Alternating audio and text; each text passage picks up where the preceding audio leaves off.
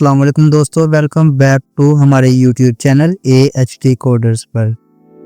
तो दोस्तों ये हमारी JS की सीरीज चल रही है। इस वीडियो में हम असाइनमेंट ऑपरेटर को समझेंगे। इससे पहले हमने अरिथमेटिक ऑपरेटर को समझा था, तो आज की इस वीडियो में हम असाइनमेंट ऑपरेटर को कवर करने वाले हैं।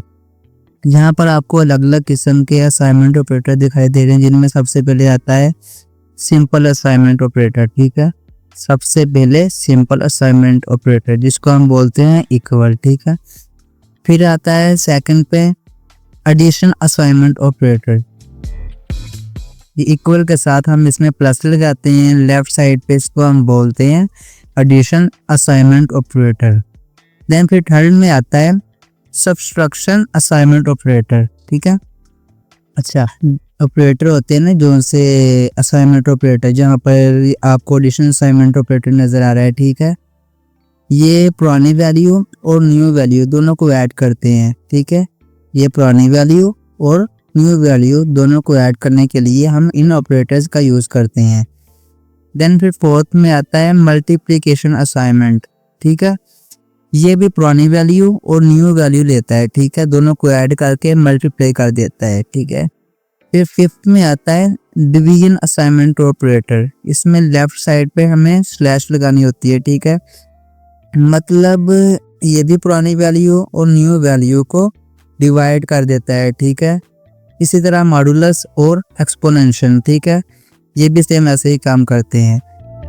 चले VS कोड को ओपन करते हैं, इनका भी प्रैक्टिकल कर देख लेते हैं कि ये कैसे यूज़ होते हैं।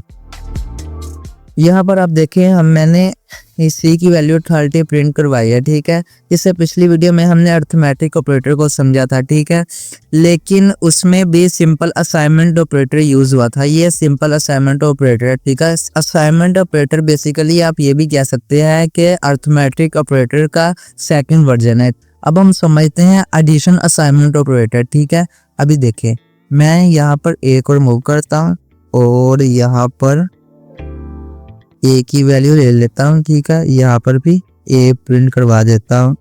ठीक है, और यहाँ पर मैं इसको रिमूव कर देता हूँ। ठीक है, अब A की वैल्यू क्या आ रही है, सेकंड वैल्यू A की 10 आ रही है, क्योंकि मैंने इसको क्या बोला, A हो जाए B के इक्वल। ठीक है, अब A की वैल्यू 20 नहीं है, A की वैल्यू 10 है, क्योंकि मैंने इसको यहाँ पर बोल दिया है A हो जाए B के इक्वल। ये भी सिंपल असाइनमेंट ऑपरेटर है।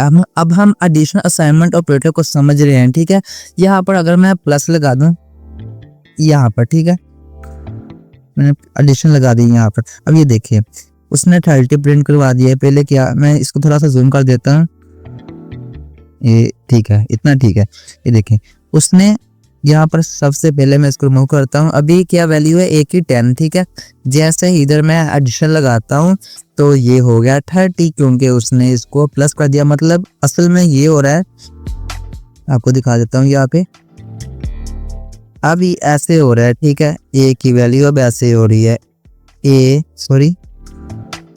Plus B।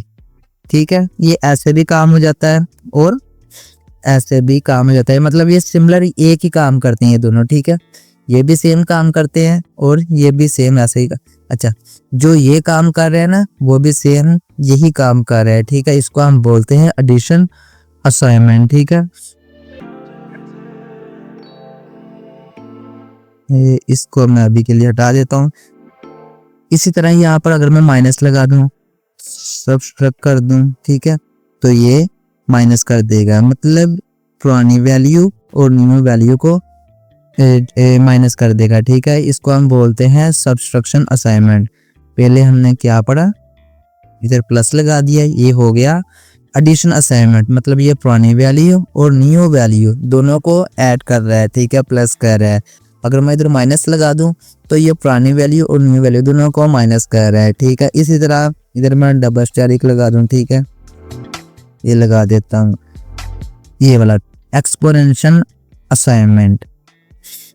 इधर मैं डबल स्टैरिक लगा दिया तो उसने क्या बोला, 20 की पावर क्या होगी अभी, 10। ठीक है, अगर मैं इधर कर दूं 2 और यहाँ पर कर दूं 3, अब 8 आंसर आ रहा है। कैसे आ रहा है आंसर, ये देखें 2 2 2 इसको हमने मल्टीप्लाई किया 2 इंटू 2 इंटू 2 इंटू क्या आंसर आ गया 8। ठीक है, ये आंसर आया तो यहाँ पर 8 आ गया, मतलब 2 की पावर 3 काउंट हुई है, पुरानी वैल्यू और न्यू वैल्यू।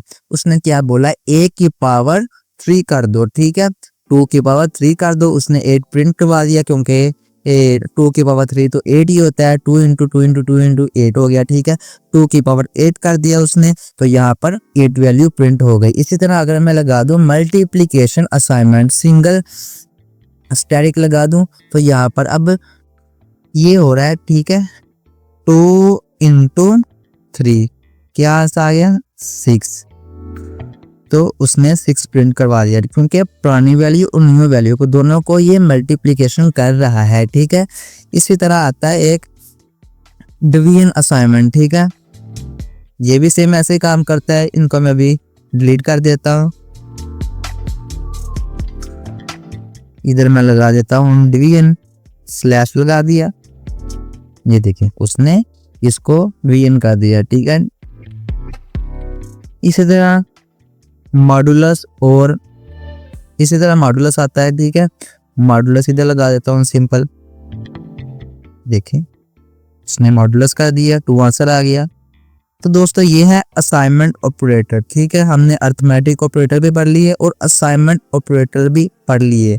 उम्मीद करता हूँ आपको ये वाला कॉन्सेप्ट भी क्लियर हो गया होगा। मिलते हैं नेक्स्ट वीडियो में, अल्लाह हाफिज।